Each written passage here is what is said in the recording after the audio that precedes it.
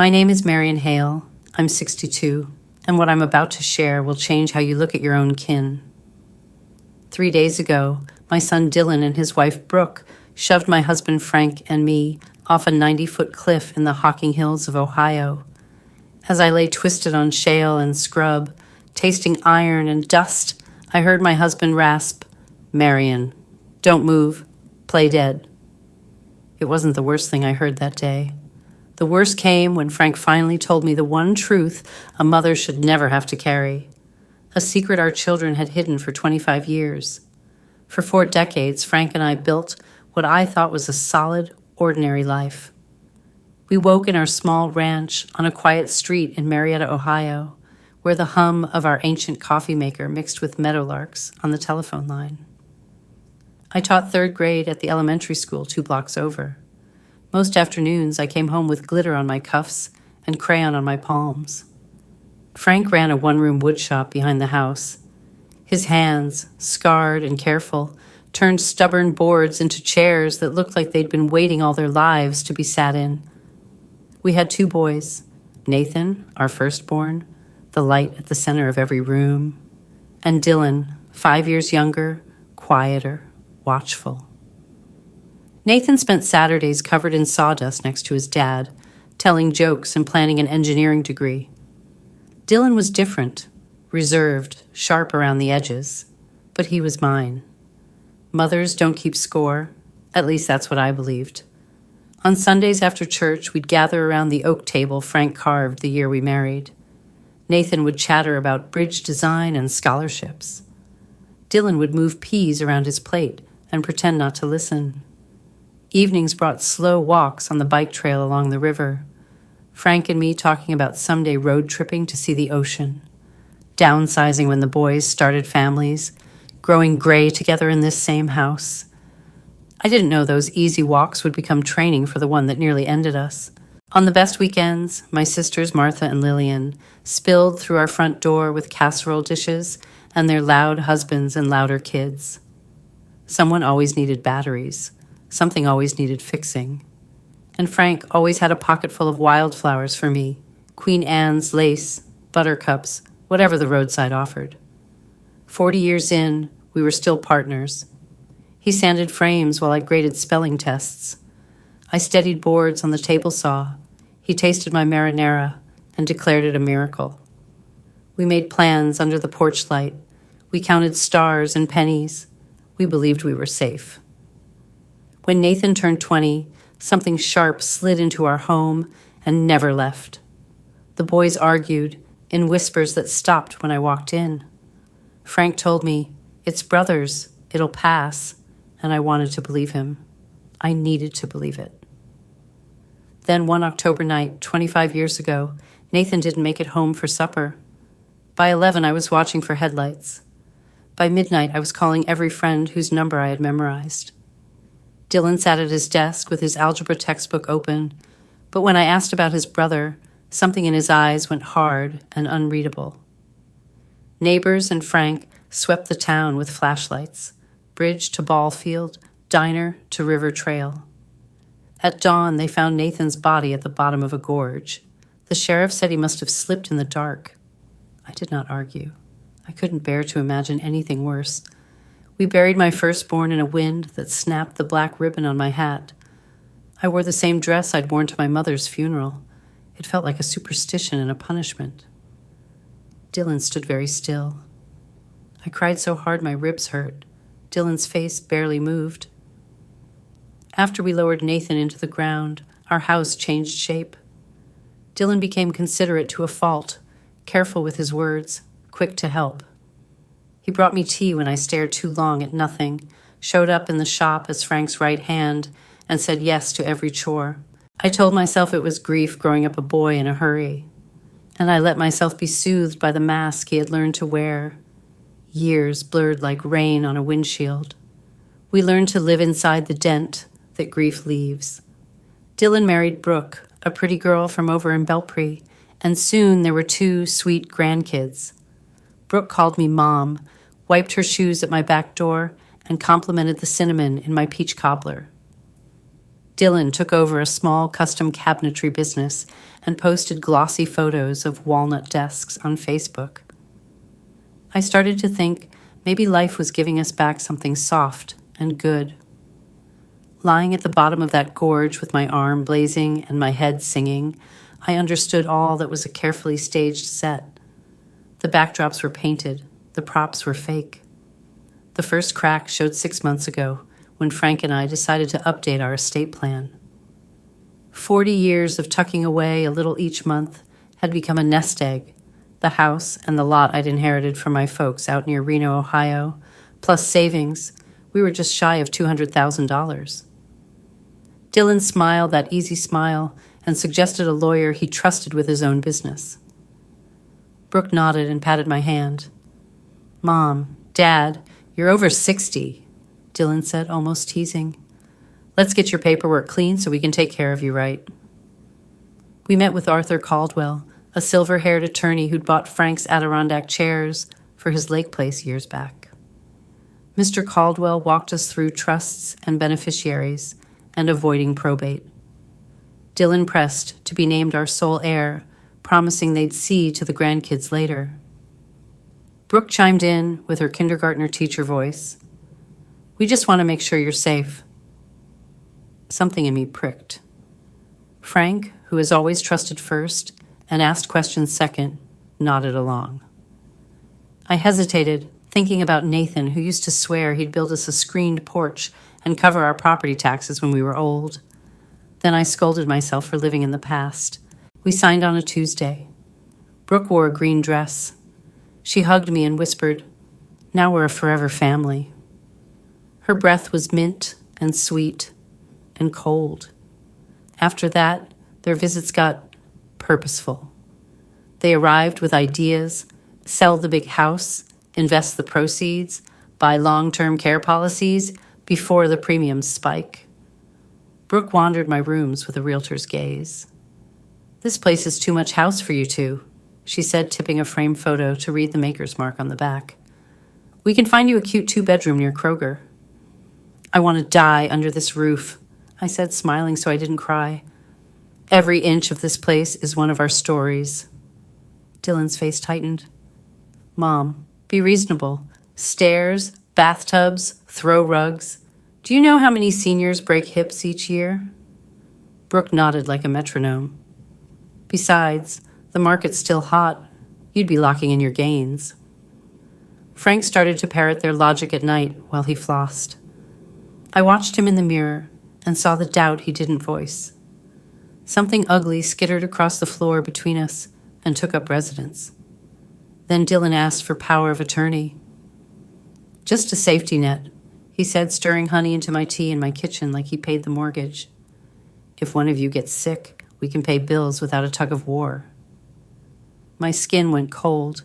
I lay awake that night, listening to the radiator tick and Frank breathe. By morning, I called Martha. She's the oldest and the least sentimental. "Why does he need control?" she asked after I unloaded the whole mess. "Dylan's shop looks fine on Facebook. This smells like somebody backed himself into a corner." That afternoon, when Dylan showed up with another proposal, I asked the question I'd been afraid to ask in my own living room. "Why is it so important to you to be in charge of our money?" He blinked. Something flinty flashed inside his eyes. Then his tone went silky. "It's not about control, Mom. It's about responsibility. Families do for each other." The way he said responsibility felt like a warning. Brooke, sweet as whipped cream, jumped in. "Let us lighten your load." That night, Frank and I fought, softly, the way people who love each other do. He said I was imagining shadows because grief still sat at our table. I said I knew Dylan had changed after Nathan died. Frank set a plate down hard enough to chip the edge, then looked at me like a man who'd run out of road. "Marion," he said, voice low, "there are things about Nathan's death I never told you." The kitchen tilted. My hands went cold. He told me haltingly how he'd seen Dylan slip out the back door the night Nathan died and followed at a distance, how he'd found our sons screaming at each other near the gorge, how it had been about inheritance and money Nathan had discovered missing. He told me Nathan had waved bank statements in Dylan's face. He told me he'd seen Dylan shove Nathan. He told me he'd wanted to believe it was an accident and that he'd told himself a story he could live inside. "Why didn't you tell me?" I asked, the edges of my voice slicing both of us. Because when I reached Dylan, he was sobbing, saying it was a stumble, saying he didn't mean it. "I couldn't bury 2 sons in 1 week," he whispered. And he swore he'd pay back what he took. I watched the accounts, pretended not to see. Every day I kept quiet. I turned into his accomplice. The room went very still. The refrigerator hummed like a far-off wasp. I thought about Brooke's green dress at the attorney's office and wanted to set it on fire in our driveway. Frank went to his desk and slid papers from beneath a stack of lumber invoices, Dylan's debts, past due notices, suppliers asking for checks, credit lines maxed out, a ledger that looked like a slow-motion car wreck. "He's in it for over 100,000, Frank said. "He's hiding it." "Does Brooke know?" I asked. Frank nodded grimly. "Watch who leads when they talk about your money. It isn't him." Before I could answer, my phone lit up. "Hey, Mom!" Dylan's voice was bright enough to make my teeth hurt. "Brooke and I were talking. We want to celebrate your 40th anniversary. How about a day hike at the Hocking Hills next weekend? Picnic, photos. The leaves are perfect." My blood went to ice. I told him we'd think about it and hung up. Frank and I looked at each other. No words were needed. He wanted the picture to be perfect. He wanted the cliff in the background. He wanted gravity to do the rest. We stayed up all night, whispering, planning. If we refused, they'd find another way, a house fire, a robbery, a wet basement step. In the woods, at least we'd know when the danger would come. Frank decided to hide his phone and set it to record the whole trip. "If we live, we have proof," he said. "If we don't, somebody will find it in my pocket." He wrote a letter to Martha, sealed it, and tucked it into the folder with our wills. I kissed the envelope like a relic. Saturday dawned like a postcard, all gold maples and sky. Dylan arrived whistling a tune I used to hum when he was 5. "Ready for an adventure?" Brooke breezed in behind him with a shopping bag full of granola bars and trail mix she narrated like a cooking show. Dylan showed Frank a brand new pack. "Ropes, headlamps, first aid kit," he said, grinning. "Safety first." He had every prop a caring son might carry. They drove. Brooke queued up a bubbly playlist. Dylan obeyed every speed limit like he was filming a commercial. Under the dashboard, Frank slipped his hand into mine and squeezed twice. I slid my thumb across the side button of his phone in his jacket pocket, felt the faint vibration that told me it was listening. The trailhead was crowded. Families, dogs, a youth group taking selfies. If I hadn't known better, I would have said it felt safe. We started on a gentle path through mossy rock and ferns. Brooke kept up a stream of happy narration about light through leaves and wildflowers that looked like buttered stars. Dylan hung back, letting us lead, his eyes on our spines. "Doing okay, Mom? Need water?" He asked every 10 minutes. The words sweetened with that undertone I now recognized as calculation.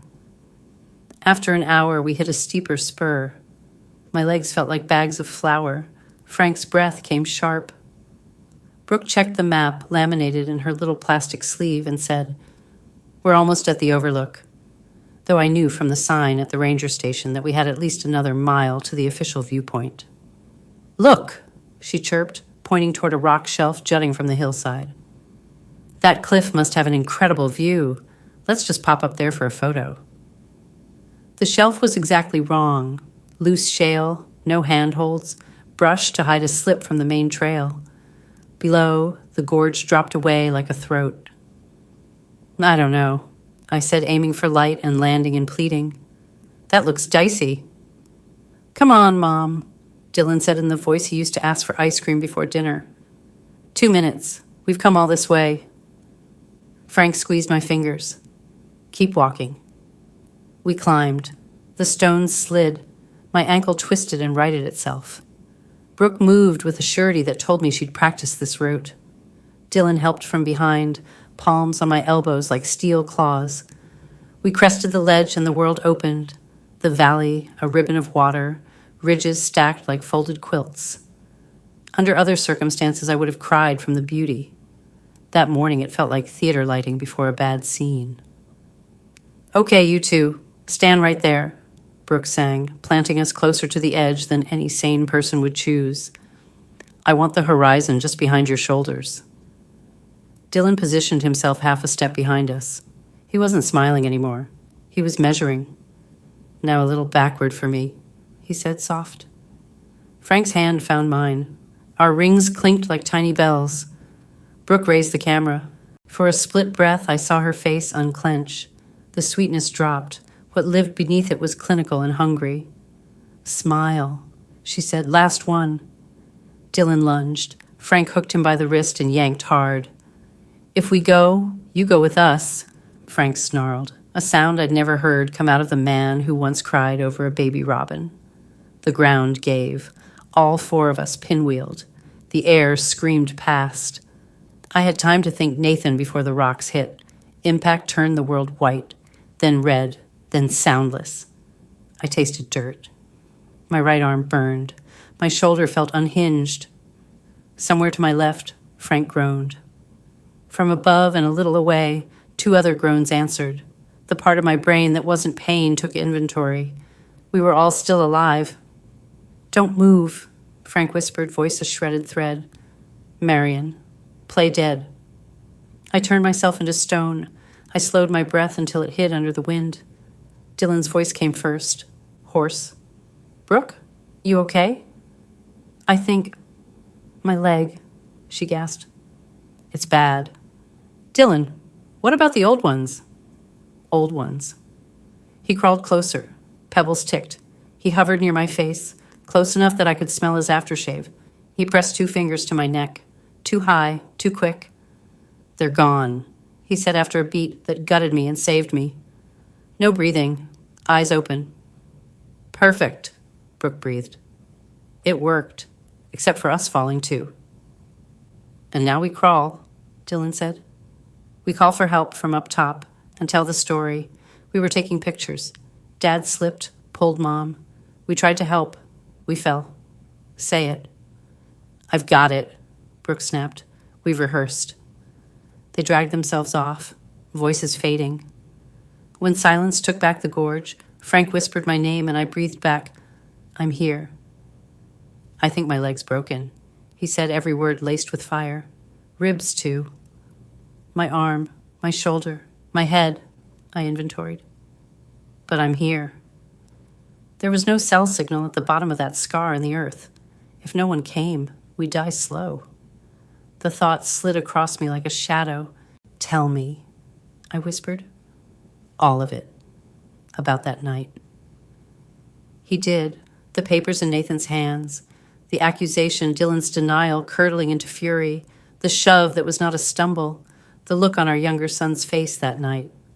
A look Frank had chosen not to see again for 25 years. He told me about the stolen money and his weak promise to pay it back. He told me about all the tiny silences that add up to one big lie. As he spoke, somewhere above us, voices multiplied. Shouts, the thrum of a helicopter, the slap of ropes against stone. Rescue. "Sir! Ma'am! We're coming down!" a voice called. Frank squeezed my hand. "Keep acting." I closed my eyes like a stage curtain. Boots scuffed. Hardware clicked. A rescuer crouched beside Frank. "Faint pulse," he called up. "Male critical but alive." He leaned over me. I forced breath to skitter at the edge of nothing. His gloved fingers searched my throat. He hesitated, then shouted, "Female very weak, possible survivable. We need med flight now."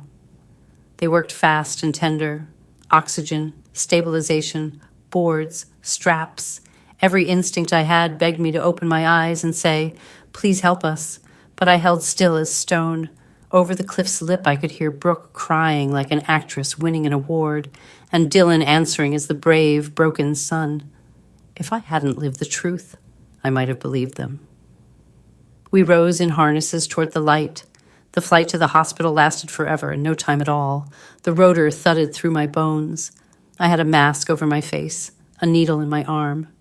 Frank lay on a stretcher beside me, a paramedic counting his heartbeats out loud like a prayer. At Marietta Memorial, chaos met us in a choreographed knot. Gurneys, fluorescent light, questions. I kept my eyes closed and my breath small. A nurse murmured something about my vitals not matching expectations. The doctor answered that trauma does strange things and ordered them to keep me under observation. Then I heard footsteps and felt a familiar gravity sliding up to my bed. "Mom," Dylan whispered close enough that his breath warmed my hairline. He took my hand in his and squeezed. "If you can hear me, I love you. I'm so sorry." Poisoned honey. Brooke leaned close from the other side. "Marion, you've been like a mother to me," she whispered, rehearsed sorrow coating each syllable. Then Dylan bent even closer, so close his lips nearly grazed my ear. The next words came out colder than the gorge. "You should have stayed out of our finances, Mom. Some things are better buried, like Nathan." Something inside me went still and hot at the same time. I couldn't see her face, but I heard a small gasp from the nurse at my monitors. Her name tag had read Inez when we wheeled in. "What did you say about Nathan?"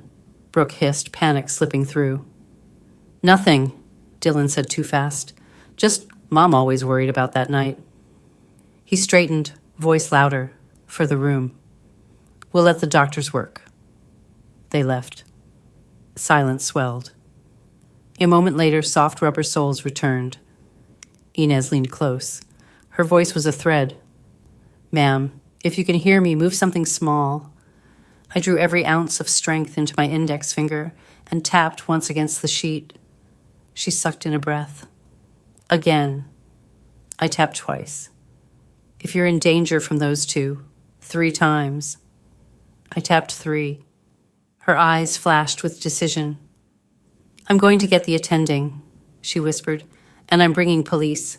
Keep pretending." Minutes stretched like taffy until she returned with a gray-haired doctor and 2 officers. The doctor spoke low. "Mrs. Hale, Nurse Inez believes you are aware and at risk. If you can open your eyes, do it now." I cracked them, just enough for the light to short my vision and then to settle. Relief washed across Inez's face, so naked it made me want to cry. "Ma'am," one officer said, his badge flashing Sergeant Reed, "are you able to speak?" My voice came out like gravel. My son and his wife pushed us. "Do you have evidence?" the other asked gently.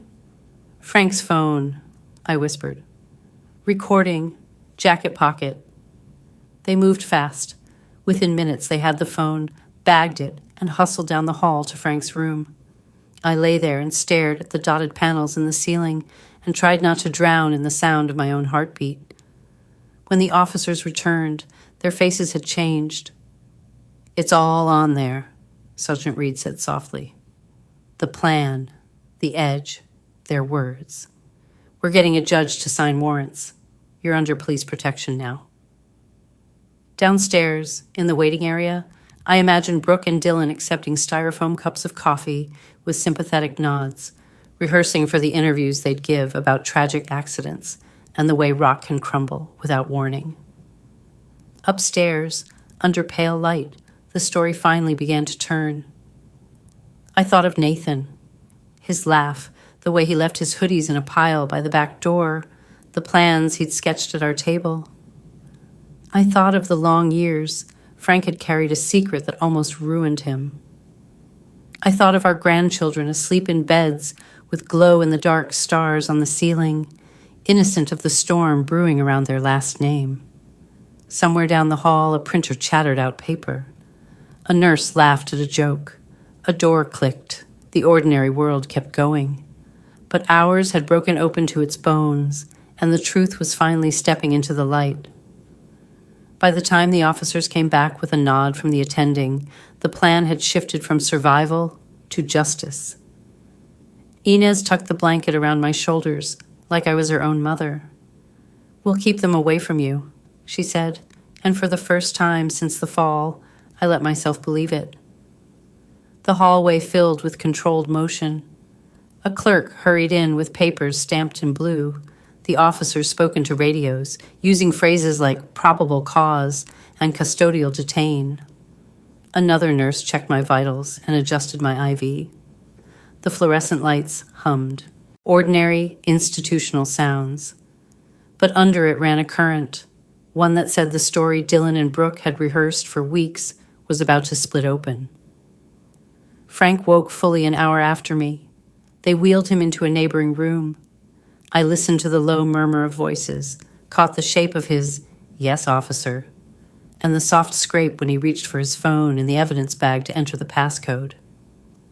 When they brought the device back to me to verify the recording's timestamps and our voices, I managed to hoarse, "That's us." The officers exchanged a look that wasn't quite triumph. Relief, maybe, or something close to it.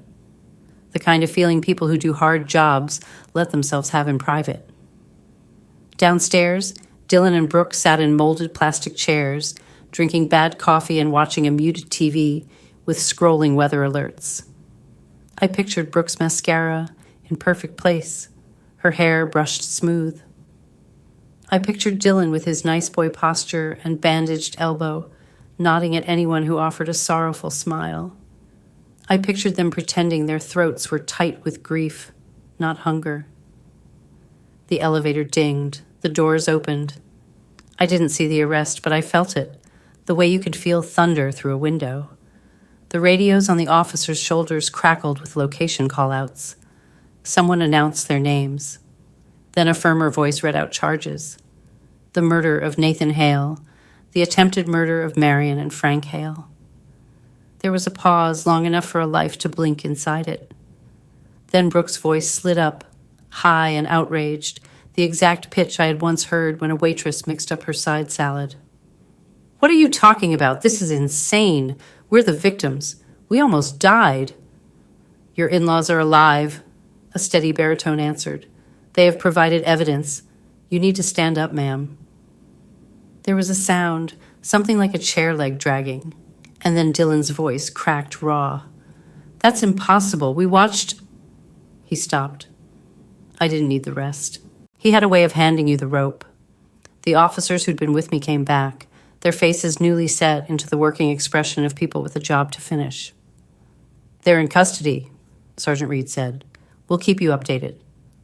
He hesitated. "Do you want Inez to call your sister now?"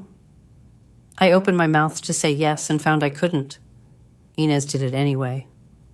Martha arrived with her purse clutched to her side like a shield.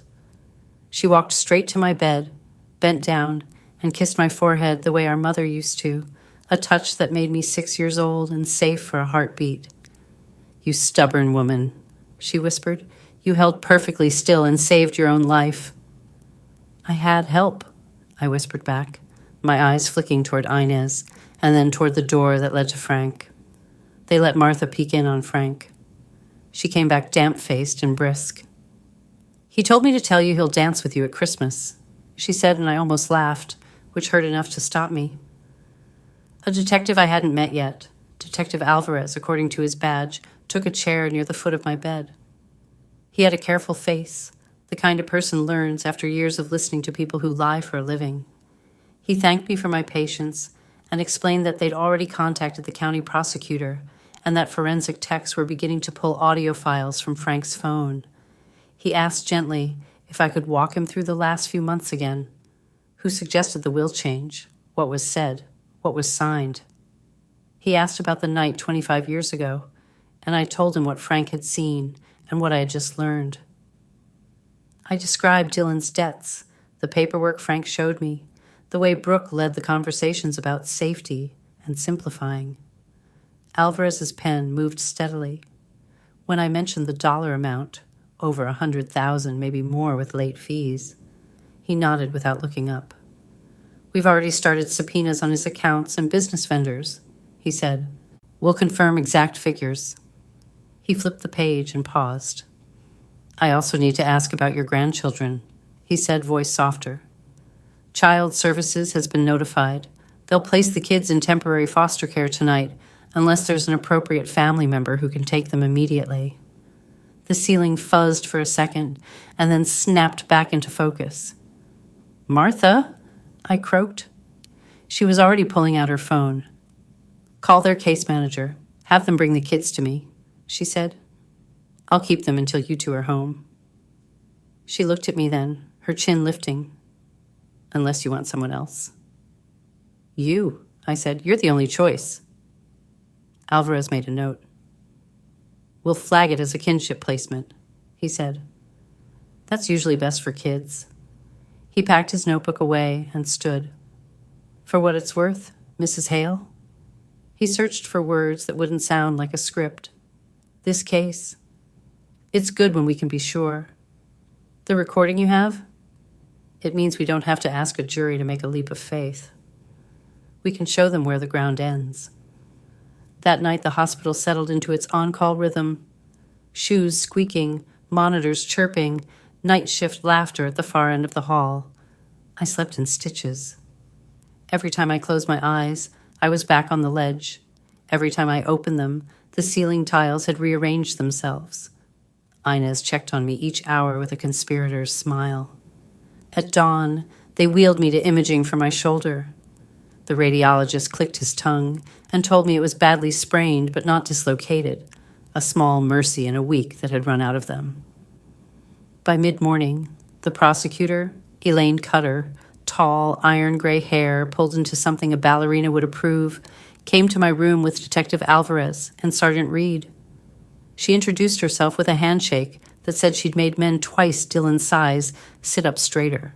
"We're charging your son with aggravated murder for Nathan, attempted aggravated murder for you and your husband, plus forgery and theft tied to his financial crimes," she said, glancing at her notes, then back to me. "We're charging your daughter-in-law as a co-conspirator, solicitation in the same homicide counts as an accomplice. There's enough on the audio to establish premeditation. If they try to claim this was heat of the moment or panic, we'll show the rope, the route, the rehearsed story. Jurors don't like being treated like they're unobservant." I watched the tendons in my hand climb the back of my skin. Will they be able to post bail? The thought of Brooke walking into my hospital room with flowers and a camera phone made my blood cool. "Not on the homicide charges," Cutter said. "A judge will hear arguments this afternoon. We'll ask for no bond based on flight risk and danger. We'll also file a protective order on your behalf." They left me with a stapled packet and a promise to keep me posted. Martha returned from the cafeteria with coffee that could strip paint and a pastry that tasted like dust. We ate it anyway. Mid-sip, her phone vibrated. She fumbled it, swore, and answered. "Hello? Yes. Yes, I'm Martha Coulson, maternal aunt. Yes, I can have them. Today, I can be there in 10 minutes. She hung up and looked at me. "They're bringing the kids' things in trash bags," she said, anger flashing, like they're moving house after a flood. "Ask them to keep the kids from the news," I said, the thought of a cameraman kneeling to their eye level, making me want to take a bat to every antenna in the county. "I'll stand in front of the lens if I have to," Martha said. "I'll tell them I know where they live." She left to meet the caseworker. I lay there counting the dots in one ceiling tile, and then the next, a child's game I hadn't played in 50 years. At noon, a local station ran our story, with a headline that made my stomach twist. "Parents pushed from cliff, son and wife arrested." They used a photo from a church picnic, the last one the four of us had been in the same frame. Dylan's smile looking normal, Brooke's cheeks flushed, my arm around Frank's waist, the corners of his eyes carved by sun and kindness. The anchor's voice softened at the right parts and sharpened at others. When he said our names, I had the odd sensation of watching myself from the outside, one of those people whose tragedies are consumed at kitchen tables by strangers trying to care from a safe distance. Cutter returned later with an update that landed like a stone in a river, the facts clear, the ripples complicated. "At the arrest," she said, "we found a digital voice recorder in Dylan's backpack." She set a small evidence photo on the bed table. He'd been taping your conversations at home for weeks. A few files capture him and Brooke near your back fence, plotting how to handle things if you pushed back, using the cliff specifically. So they knew we suspected, I said. It wasn't a question. They knew, she said, and they were accelerating. She looked tired when she added, this level of planning will make it even harder for their attorneys to argue this down to anything less than what it is. She left me with that and a squeeze to my foot. Not motherly, not friendish. Something else. Professional pity, maybe. The kind that's careful not to tip into condescension. Frank's surgeon came in around 3 with an update I breathed like oxygen. The leg was broken cleanly. The ribs would knit with time. He'd be on crutches, miserable and bossy, but he'd be home. That evening, Martha texted a photo from her kitchen. Our grandkids, Evie, 7, and Cal, 5, sat at the table eating macaroni under a magnet that read, World's Okayest Cook. Evie's hair was in 2 lopsided braids. Cal had a Band-Aid on his chin and was holding up a green plastic dinosaur as if to reassure me no meteor had ended his world. I pressed the image to my chest and told them I loved them, even though they couldn't hear me. The second day brought reporters to the hospital lawn. The third brought the first letter from a stranger, full of kind cliches that somehow didn't land like cliches from the hand that wrote them. People want to help, even when they can't. They say, praying for you, whether they pray or not. They say, I can't imagine. And sometimes that's true, and sometimes it isn't. I read them all. I saved the ones that felt like a hand on my back. By the end of the week, the indictment was public. Terms I never wanted to learn lodged themselves in my brain. Complicity, mens rea, special circumstances. Cutter prepped us for what was coming. Defense will try to make Dylan into a man ground down by debt and expectation, she said. They'll try to frame Brooke as someone who got pulled into the undertow of his decisions. We'll show the opposite, choice after choice in cold blood. We don't need to make them monsters. We only need to show the jury a staircase where every step goes downward. Dylan and Brooke pled not guilty at arraignment, their lawyers standing shoulder to shoulder to block the lenses. The judge denied bond. A hearing date was set. Inez came to say goodbye the morning I was discharged. She brought a little bag with lotion and a crossword book and a note that said in her neat hand, "You are seen." I hugged her with my good arm and told her there's a special place in heaven for nurses who listen. We went home the next day, Frank in the back seat with his legs stretched out, me in the front with the window cracked, and my sling tucked like a bird's wing.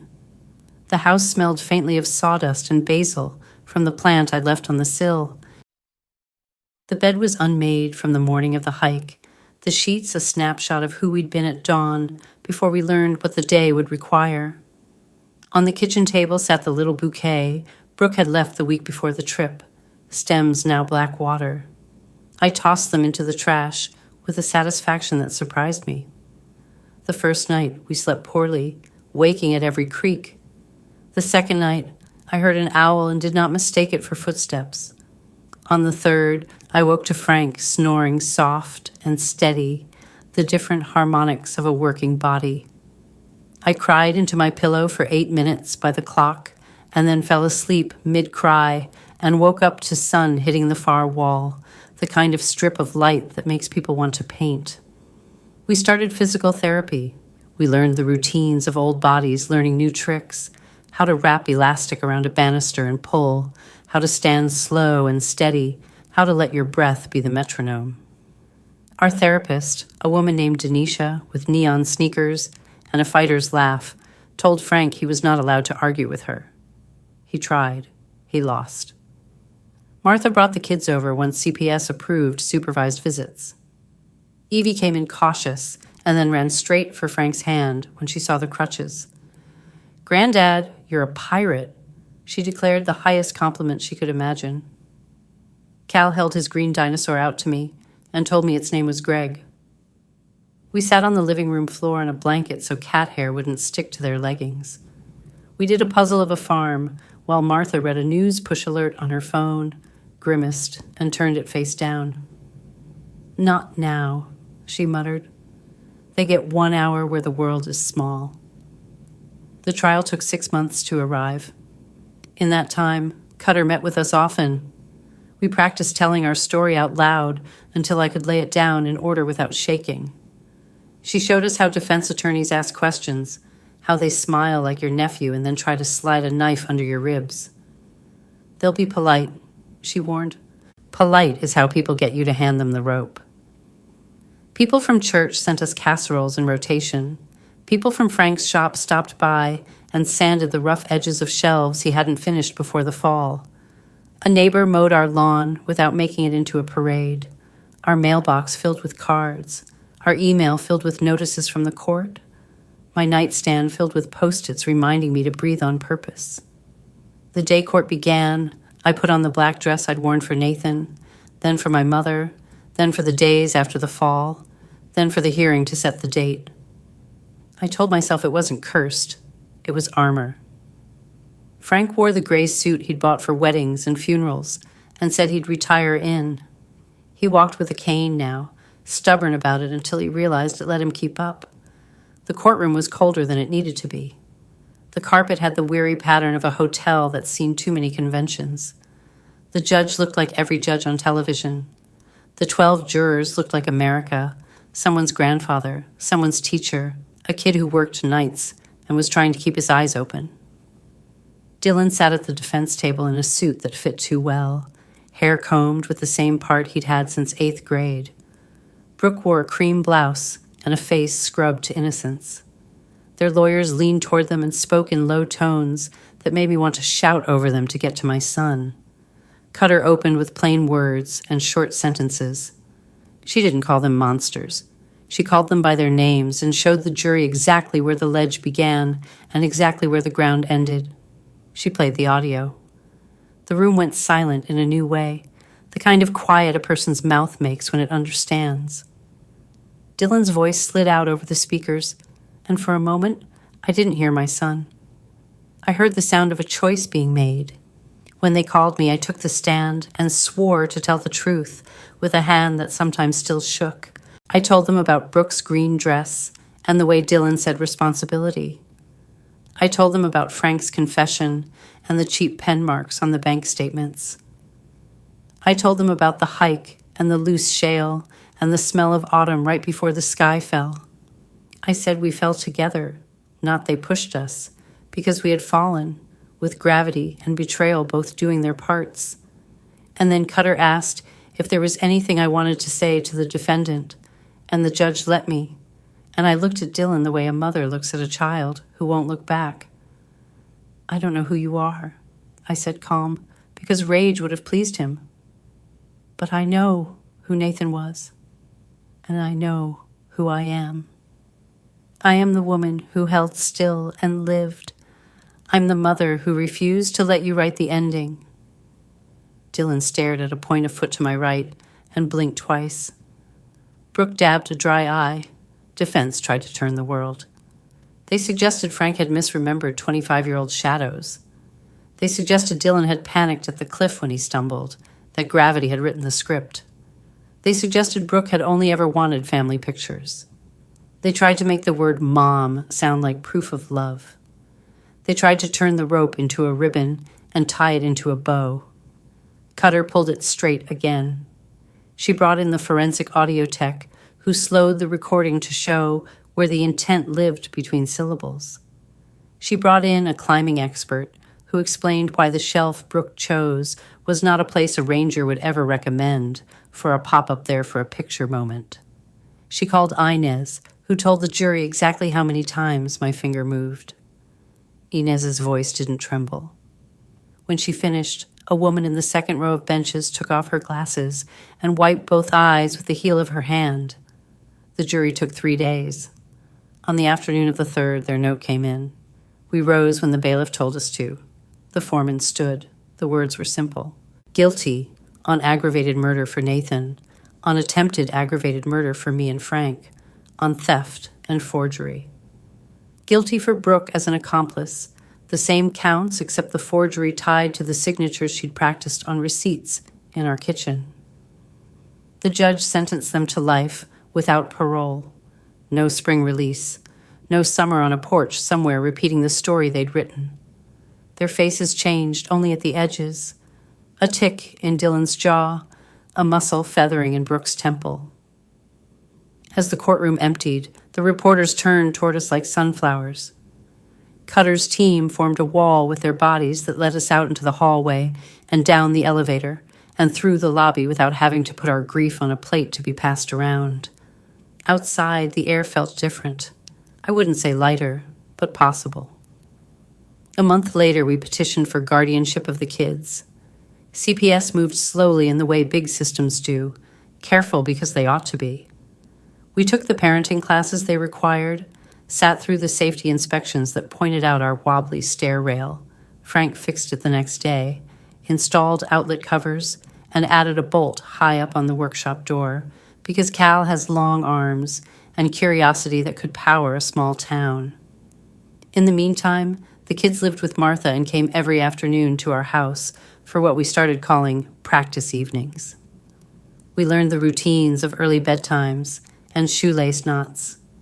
We learned how to put jelly only on half of a peanut butter sandwich because Evie likes to taste the peanut butter on the other side without fruit messing it up. We learned that Cal will agree to anything if you ask the dinosaur in his hand first. On the day the judge signed the paperwork that made our house their house, Evie celebrated by putting on all 6 of her barrettes at once. Cal celebrated by napping in a box labeled Holiday Lights. We celebrated by eating pizza on the living room floor and letting the kids pick a movie with jokes that made them fall over laughing.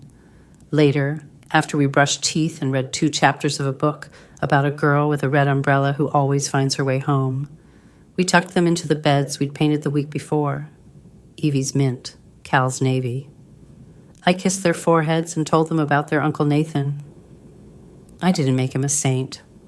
I made him a person.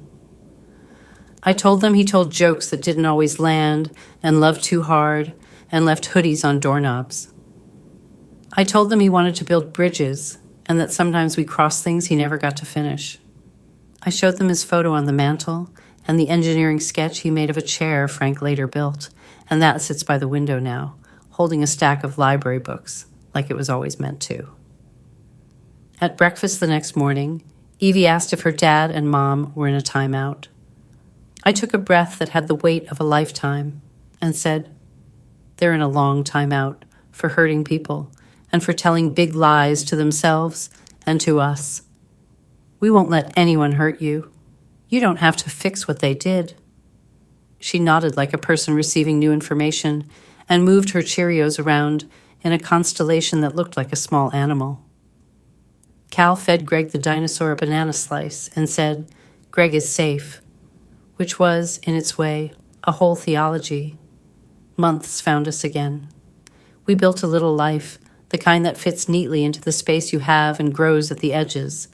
School runs, lunchbox notes, Saturday mornings at the hardware store for 2 screws and a free popcorn. Church where Evie sits with her legs crossed at the ankle like a tiny ant. Therapy appointments twice a month with a woman who keeps a basket of fidget toys and teaches us all to say what we feel without breaking the room we're in. At night, sometimes Frank and I lie side by side and talk in the soft voice married people use when the house is asleep. Sometimes we watch the fan. Sometimes we hold hands and say nothing. The shop came back to life louder than before. Frank started building a piece he'd promised himself for years and never found time for. A long farmhouse table out of boards he'd been saving because they had interesting grain. He let the kids sand the underside of the bench, showed them how to go with the lines of the wood and not against it, and pretended not to see when they drew a tiny dinosaur under one end. It's a maker's mark, he said solemnly, and Cal puffed up like a robin. One afternoon, a package arrived with no return address, just our names printed in block letters. Frank opened it with the carefulness of a man who expects a snake and finds a ribbon. Inside was a spiral-bound notebook full of letters people had written at our church's Wednesday night gathering, memories of Nathan and stories about Dylan that were kind before the turn and honest after it.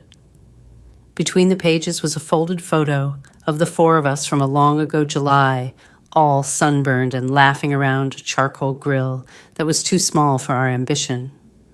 I stuck the picture to the fridge with a magnet shaped like Ohio and let it be there, not because I wanted to forgive the future with the past, but because the past exists, whether I give it permission or not. There are days I think about Brooke and Dylan in their cells and feel nothing. There are days I feel a flash of a feeling I won't name because it gets in the corners and is hard to sweep out. There are days I picture the ledge and hear the way Brooke said, "Last one," and I go stand in the yard and weed until my fingers are too sore to feed that loop another second. There are days Evie laughs and Cal mispronounces spaghetti and Frank calls me into the shop to run a palm across a newly planed board, and I remember that quiet can hold teeth and still be kind. Once, the reporter who first covered our case asked for a follow-up. "People want to know how you're doing," she said. I told her we were not doing a neat story. I told her healing is slow and boring and full of paperwork. I told her I didn't want to be anyone's grit inspiration on a Tuesday between insurance commercials. I told her if she had to put us on TV to say we were alive, because we are. Because that matters more than the angle of the cliff or the length of the sentence. Because there's spaghetti to boil and homework to sign and a shelf in the hall that has been slightly crooked for 19 years and doesn't bother me anymore. Not long ago, a counselor asked me what I wanted the rest of my life to look like. I thought for a long time and then told her, smaller, truer, quieter. I told her I want to teach our grandkids how to make pancakes and how to apologize and how to find the North Star if they get lost. I told her I want to sit beside Frank on a beach somewhere. We swore we'd go and let the ocean make us feel small in the right way. I told her I want to grow old in this house, with the creak in the second stair and the dent in the kitchen table where Nathan once dropped a wrench and laughed so hard he couldn't breathe. Sometimes at night, after the dishwasher has sighed itself into silence, I stand by the back door and look toward the dark fence where Dylan once stood to record our voices. I look past it, past the lilacs, past the line where our property ends and the world begins, and I talk to my oldest boy.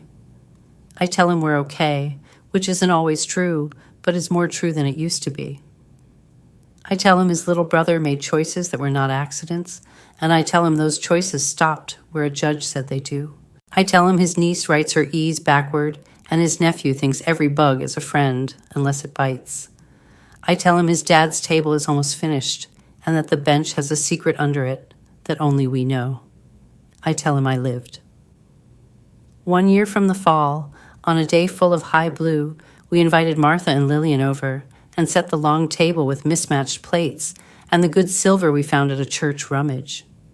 Friends brought salads and pies. Our pastor came and said grace that wasn't sugary. Before we ate, we took the letter Frank had written to Martha the night before the hike, the one that had sat sealed in our drawer through the weeks of pain and the months of court and the long, slow climb back to something like ordinary. And we burned it, not to erase what it said, but to release what it carried. The smoke drifted up and away. The kids shouted about crispy edges on the brownies. Denisha, the PT, laughed with Inez, the nurse, on the porch like old friends. Frank tapped his glass with a fork and made a tiny speech that made 3 people cry, including me. After everyone left and the house fell quiet again, I washed the last plate by hand and set it in the rack. Frank dried. The window over the sink was open, and crickets sang so insistently it sounded like a warning and a lullaby. We went to bed. The fan hummed. The house breathed. On my nightstand sits the picture of the 4 of us from before the world tipped. Next to it sits a newer one, Evie missing her top front teeth, Cal in a superhero cape made from a bath towel, Frank and me in the middle, older and a little more transparent in places, like paper held up to a window. In that photo, there's a thin, bright line that runs through all of us and ties us to the room, to the day, to what came after. You can't see it unless you know where to look. You can feel it without looking at all. People ask sometimes if I forgive. I tell them forgiveness isn't a key. I have to turn for the door to open for us. The door we needed opened when I lay on gray rock and pretended to be a stone and lived to tell about it. The door we needed stayed open because a nurse noticed one finger move, and because a stubborn man set his phone to record, and because a prosecutor cared about stairs and ledges and how words fit between them. We didn't get the life we signed up for, but we got a life. We got mornings with pancakes, and afternoons with splinters, and evenings with spelling lists. We got honesty. We got a second chapter we didn't plan on reading, and found out it had pages worth turning. If that's not grace, I don't know what is. Sometimes, when the kids are down, and the dishwasher hums, and the porch light makes a halo on the step, I walk out to the workshop and run my hand along the long table. The grain under my palm feels like river lines on a map. At the far left edge, under the bench where only a person who knows to look will ever look, there is a tiny dinosaur drawn in green marker, roaring at nothing and everything. I press 2 fingers there, to the secret, and I remember the cliff, and I remember the ledge, and I remember the breath I held, and the breath I took afterward. And I say to the empty room and to the past, and to whatever future is still patient enough to wait for us, we are here.